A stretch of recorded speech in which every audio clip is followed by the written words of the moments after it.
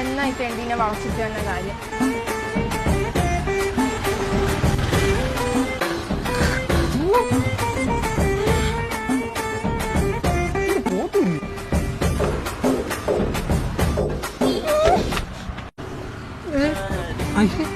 ചേട്ടാ എന്നെ കാണാൻ രസമില്ലേ? കാണാൻ കൊള്ളത്തില്ല. നല്ല ഇടിവെട്ട് സാധനം കേട്ടാ. ഈ നാട്ടിലെ ഒരാളും എന്നെ റിജക്ട് ചെയ്തിട്ടില്ല. എനിക്ക് എന്തോ വേണം.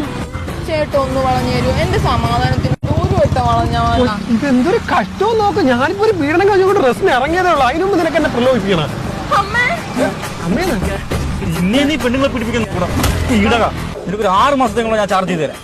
പ്രേരണ കുറ്റത്തിന് കേസൊന്നുമില്ലേ? അതിനോട് പ്രസക്തിയില്ല. നോക്ക് എല്ലാരും നോക്കുന്നു. ഓടി വന്നങ്ങ് പീഡിപ്പിച്ചോണം. ഇതിന് പറ്റി എവിടെ നിന്ന് എനർജി